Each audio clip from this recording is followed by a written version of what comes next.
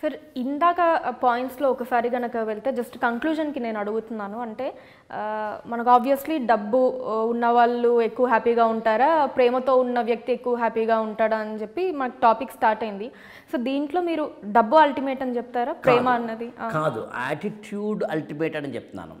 ఆనందమైన బాధైనా ఏదైనా డబ్బున్నా లేకపోయినా ప్రేమన్నా లేకపోయినా యాటిట్యూడ్ ఉన్న వాళ్ళకి, అంటే యాటిట్యూడ్ అంటే వైఖరి, చూసే విధానం, ఒక విషయాన్ని నువ్వు చూసే విధానాన్ని బట్టి నీ జీవితం ఉంటుంది. అందుకని చాలామంది డబ్బున్న వాళ్ళని కూడా, నేను డబ్బు బాగా ఉన్న వాళ్ళని కూడా హ్యాపీగా ఉన్న వాళ్ళని చూడలేదు. నేను బాగా కష్టాలు ఉన్నవాళ్ళు కూడా హ్యాపీగా ఉన్న వాళ్ళని చూశాను. నేను నాకు రీసెంట్గా ఇంతకుముందు కూడా ఒక ఇంటర్వ్యూలో చెప్పినట్టు గుర్తిది, మళ్ళీ చెప్తాను అనుకుంటున్నాను. నేను ఒక ఆవిడ నా కలకత్తా నుంచి ఒక ఆవిడ ఫోన్ చేశారు. యాక్చువల్గా చేసినప్పుడు మాకు 2 పిల్లలండి అని చెప్తూ పెద్దవాడు వెళ్ళిపోయాడండి. అంటే కరోనాతో పెద్దవాడు వెళ్ళిపోయాడండి.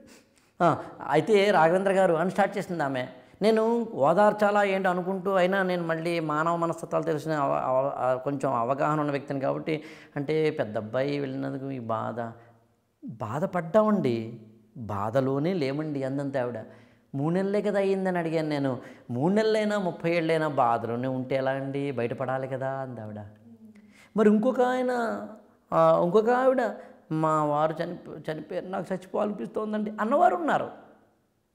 సో ఈ ప్రాసెస్లో నాకు తెలిసిన ఒక ఆవిడ పెళ్ళైన 5 ఏళ్లకే భర్త చనిపోతే 2 పిల్లలతోటి అన్న ఇంట్లోనో అక్క ఇంట్లోనో ఎవరి పంచనా ఉండి ఏదో గిన్నెలు కడుక్కుంటూ రోదనా కార్యక్రమాలు చేసుకుంటూ ఉండుకోకుండా ఆమె తనంతట తానే తన జీవితాన్ని నిర్ణయించుకుని చీరలు అమ్మడం అన్న ఒక బిజినెస్ని 25 సంవత్సరాల కిందట పెట్టి ఇవాళ ఆమె అదే దాంతో సొంత ఇల్లు, 2 పిల్లలకి పెళ్ళిళ్ళు చేసింది ఆమె.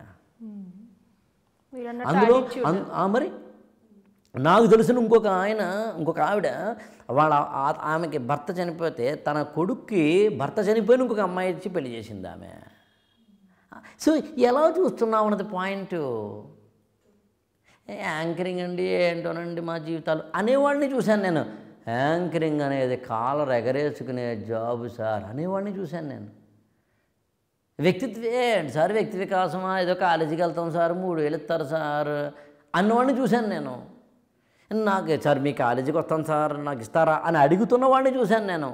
సార్ వ్యక్తిత్వ వికాసం అనేది ఒక పవిత్రమైనది, మాట మంత్రం సార్. వేదిక ఎక్కి నేను కనుక మైక్ తీసుకుని మాట్లాడితే ప్రపంచాన్ని మర్చిపోయి మనసా వాచా కర్మణ నేను మాట్లాడతాను సార్, అనుభవించి పలవరిస్తాను సార్. నేను ఆల్రెడీ గాయపడిన గుండెల్లోంచి గేయాన్ని నినదిస్తాను సార్. ఇది ఆచరణలోంచి వచ్చింది, ఇది జీవిత సత్యంలోంచి వచ్చింది, పుస్తకాల్లోంచి మాత్రమే వచ్చిన భ్రమలు కావు. నా మాట మంత్రం కాకుండా ఎందుకుంటుంది సార్? మీ దగ్గర నేను నిలబడి రూపాయి ఇస్తారని అడుక్కోవాల్సిన కర్మ ఏంటి సార్? రూపాయితో విలువ కట్టలేని, తూకం కట్టలేని మహోన్నతమైన విద్య సార్, వృత్తి సార్, మాట మంత్రం సార్. తేడా లేదా? నువ్వెలా చూస్తున్నావు అన్నది పాయింట్. దీనికి కంక్లూజన్ అయితే యాటిట్యూడ్ అని ఆన్సర్ వచ్చింది సార్. అలానే ఇంకొక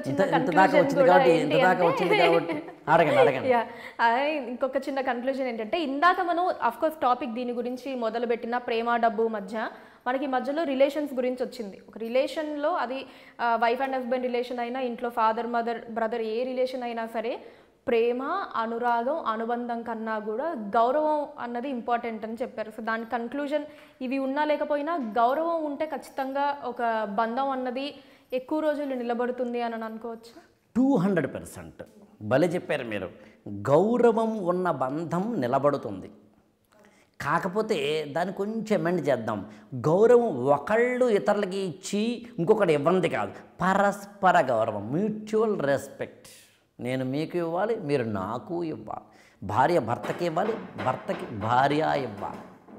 ఒకరు ఇంకొకరికి గౌరవం ఇవ్వాలి. దాన్ని పరస్పర గౌరవం అంటాం మనం. కాబట్టి పరస్పర గౌరవం ఇవ్వాలి.